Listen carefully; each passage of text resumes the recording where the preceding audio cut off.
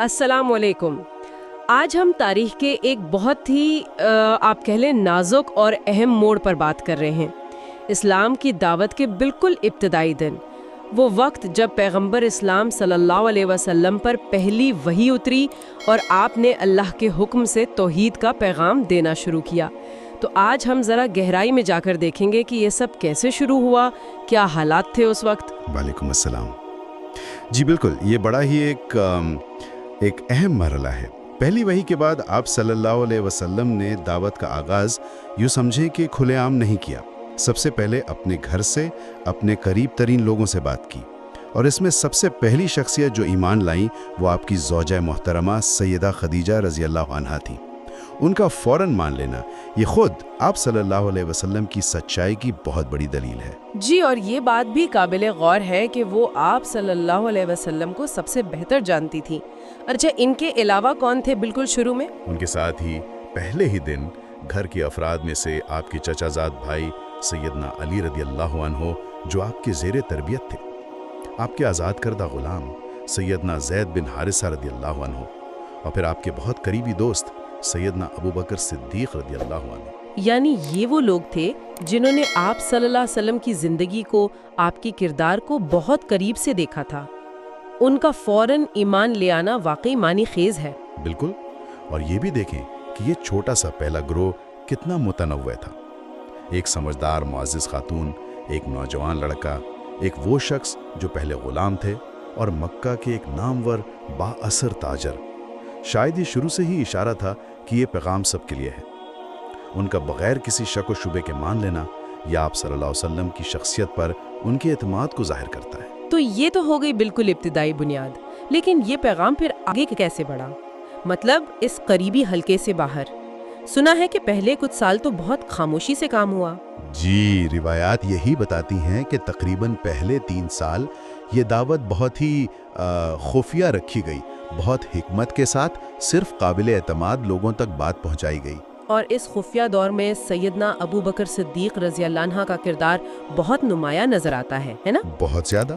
سیدنا ابو بکر مکہ میں اپنی شرافت، نرمی اور لوگوں سے اچھے تعلقات کی وجہ سے مشہور تھے۔ ان کی بات میں وزن تھا، تو ان کی کوششوں سے، ان کی شخصیت کی وجہ سے قریش کی کئی بہت اہم اور اچھی ساکھ والی شخصیات نے اسلام قبول کیا۔ اچھا، کون کون لوگ تھے وہ؟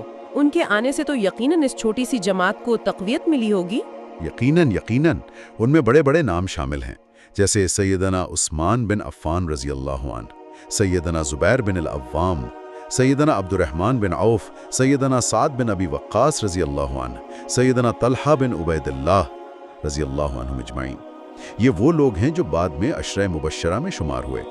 ان کے علاوہ بھی جیسے سیدنا ابو عبیدہ بن جراح، سیدنا ابو سلمہ، سیدنا ارقم بن ابی الارقم جن کا گھر پھر مرکز بنا، سیدنا عثمان بن مظعون، یہ سب اسی ابتدائی خفیہ دور میں مسلمان ہوئے۔ تو یہ صرف تعداد کا بڑھنا نہیں تھا، یہ معیاری اضافہ تھا۔ صحیح، تو مطلب ایک چھوٹی سی مگر بہت مضبوط نظریاتی طور پر پختہ جماعت بن رہی تھی۔ لیکن یہ سب مکہ جیسے شہر میں جہاں پرانے عقائد بہت پکے تھے، آسان تو نہیں رہا ہوگا۔ کیا مشکلات تھیں؟ سب سے بڑا چیلنج تو یہی تھا کہ اپنی نئی شناخت اور خاص کر عبادات کو چھپانا۔ مسلمان جن کی تعداد اب کچھ درجن ہو گئی تھی، وہ اکثر شہر سے باہر پہاڑی گھاٹیوں میں چھپ کر نماز ادا کرتے تھے تاکہ مشرکین کی نظروں میں نہ آئے۔ یہ ایک مسلسل احتیاط کا دور تھا۔ لیکن کیا 3 سال تک قریش کو بالکل ہی پتہ نہیں چلا؟ یہ تھوڑا عجیب نہیں لگتا؟ نہیں، ایسا نہیں کہ بالکل بے خبر تھے۔ ظاہر ہے باتیں تو نکلتی ہیں، ہلکی پھلکی، کیا کہتے ہیں، چہا مگوئیاں شروع ہو گئی تھیں۔ قریش کی محفلوں میں ذکر آتا تھا کہ بھئی کوئی نیا دین، نیا عقیدہ آیا ہے، لیکن شروع میں انہوں نے آپ کہہ لیں زیادہ سنجیدگی سے نہیں لیا۔ زیادہ تر مذاق اڑانا یا اہمیت نہ دینا، یہ رویہ تھا۔ شاید سمجھتے تھے کہ یہ کوئی وقتی سی بات ہے۔ مگر ایک واقعہ بھی تو ملتا ہے نا جہاں بات صرف مذاق تک نہیں رہی، سیدنا سعد بن ابی وقاص رضی اللہ عنہ والا واقعہ۔ ہاں، وہ ایک اہم واقعہ ہے۔ کچھ مسلمان ایک گھاٹی میں نماز پڑھ رہے تھے۔ مشرکین کا ایک گروپ وہاں آ گیا اور انہوں نے برا بھلا کہنا شروع کر دیا، تانے دیے۔ بات بڑھ گئی، ہاتھا پائی تک نوبت آ گئی۔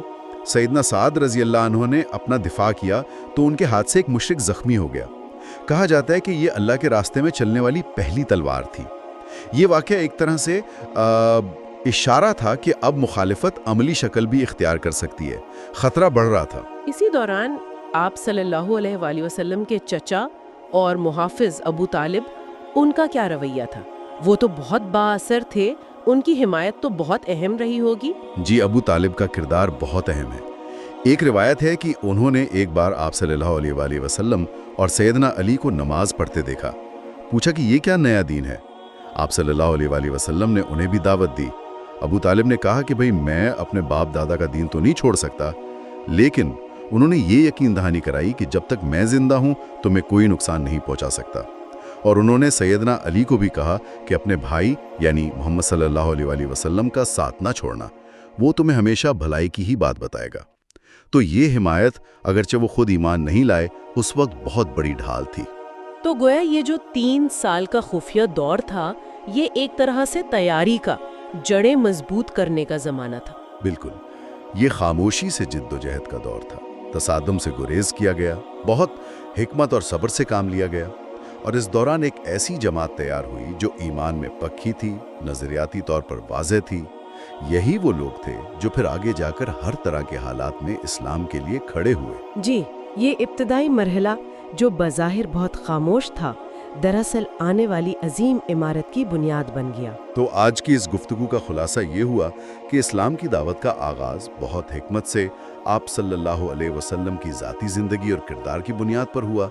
قریبی لوگوں نے فوراً قبول کیا، پھر سیدنا ابو بکر رضی اللہ تعالیٰ عنہ جیسے مخلص ساتھیوں کی بدولت یہ پیغام خاموشی سے پھیلا، اور اس دوران مسلمانوں کو رازداری اور شروع کی مخالفت کا سامنا بھی کرنا پڑا۔ جی، اور یہ سوچنے کی بات ہے کہ وہ مٹھی بھر لوگ جو شروع میں چھپ کر عبادت کرتے تھے، کیسے ایک ایسی تحریک کا آغاز بنے جس نے پوری دنیا کی تاریخ کا رخ موڑ دیا۔ یہ ہمیں بھی سوچنے پر مجبور کرتا ہے کہ بعض اوقات چھوٹی، بظاہر غیر اہم نظر آنے والی کوششیں بھی اگر خلوص اور استقامت سے کی جائیں تو کتنے بڑے نتائج لا سکتی ہیں۔